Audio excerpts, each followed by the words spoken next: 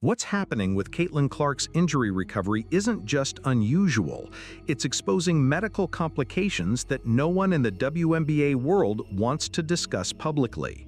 After filtering through weeks of vague updates and connecting the digital breadcrumbs, I've uncovered a timeline that should have every basketball fan concerned about more than just her 2025 season. I'm Jackson Riley, and while other content creators are chasing false comeback stories, I've been investigating the medical reality behind Clark's prolonged absence.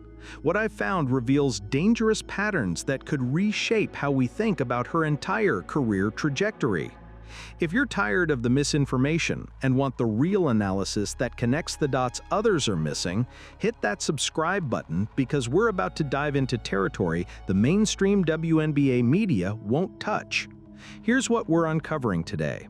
First, I'll break down why a simple groin injury has stretched past 5 weeks when the medical standard is 2 to 4.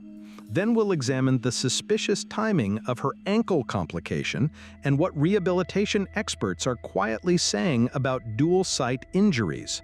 Finally, I'll reveal the mathematical reality of her playoff timeline and what it means for both her 2025 season and her long-term durability concerns.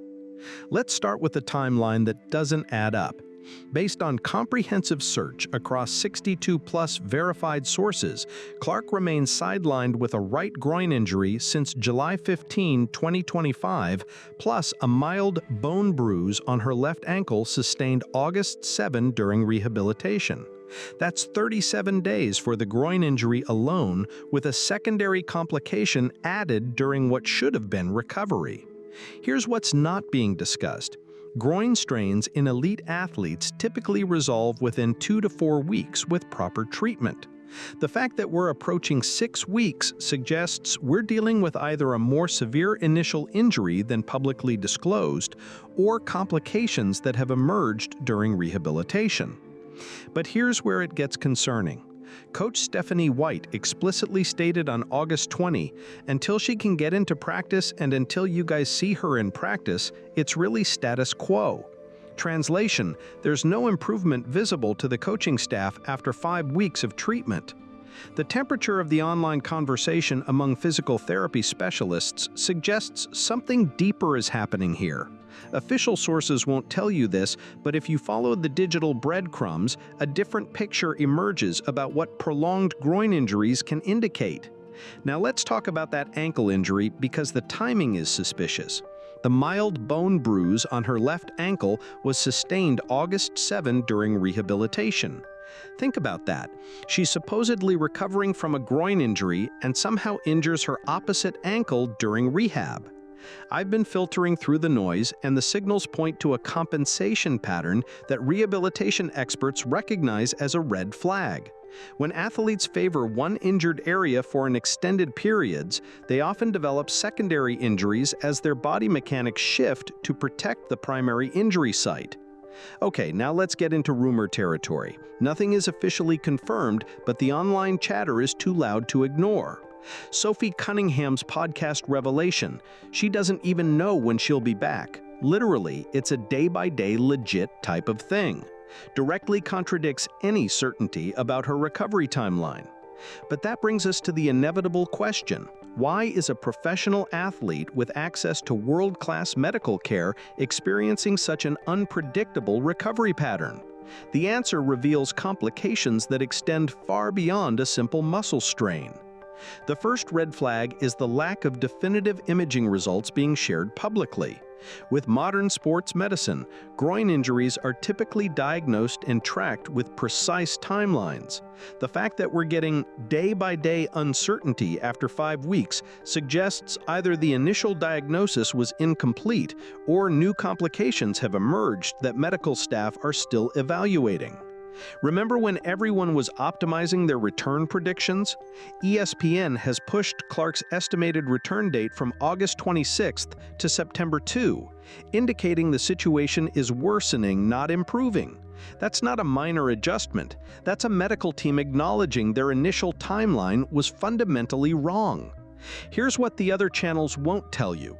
I've been connecting the dots through medical research on groin injuries in female athletes, and the patterns are revealing. Prolonged groin strains in women's basketball often involve complications like sports hernia, pubic symphysis dysfunction, or even stress fractures that don't show up on initial imaging. The digital breadcrumbs lead to an uncomfortable truth. No official return timeline exists from the Indiana Fever organization. Professional sports teams don't operate without medical timelines unless those timelines keep changing due to unexpected complications. But the story doesn't end there, because we need to examine what this means for her immediate playoff impact. WNBA playoffs begin September 14. That's exactly 24 days from today. Even if Clark returned tomorrow, she'd have less than 3 weeks to regain game conditioning for playoff basketball. But here's the deeper concern that's keeping medical staff awake at night. When elite athletes experience prolonged soft tissue injuries like this, it often indicates underlying biomechanical issues that could affect their entire career trajectory. The fact that she developed a secondary ankle injury during rehabilitation suggests her movement patterns are being altered by the primary injury site. That brings us to the inevitable question: are we witnessing the beginning of a durability pattern that could define her professional career? Now, I've been pulling the thread on injury patterns among rookie WNBA players, and what I found should make everyone pay attention. The transition from college to professional basketball places unprecedented stress on players' bodies, especially in areas like the groin and hip complex that stabilize explosive movements. The temperature of the online conversation suggests something deeper is happening here. Clark's playing style relies heavily on sudden direction changes, deep three-point attempts, and high-intensity defensive pressure. All of these movements place enormous stress on the groin muscles and surrounding stabilization systems. Official sources won't tell you this, but the biomechanical analysis reveals concerning patterns. When players of Clark's style experience groin injuries that extend beyond normal recovery timelines, it often indicates that their movement mechanics need fundamental adjustments to prevent future occurrences. Here's what medical experts are quietly discussing but won't say publicly. Dual site injuries during rehabilitation often indicate compensation patterns that suggest the athlete is unconsciously protecting the primary injury site. This creates a cascade of mechanical issues that can persist long after the original injury heals. But that wasn't the whole story, because we need to examine the broader implications for Indiana's playoff survival. Fever currently holds 6th seed with 2.5-game playoff cushion. The mathematical reality is brutal. Even if Clark returns, she'll be doing so without proper game preparation time. So what's fact and what's speculation? Let's break it down. The facts are clear. We're dealing with an injury timeline that has exceeded normal recovery expectations, with complications that emerged during rehabilitation. The speculation centers on what these patterns reveal about potential career-long durability concerns.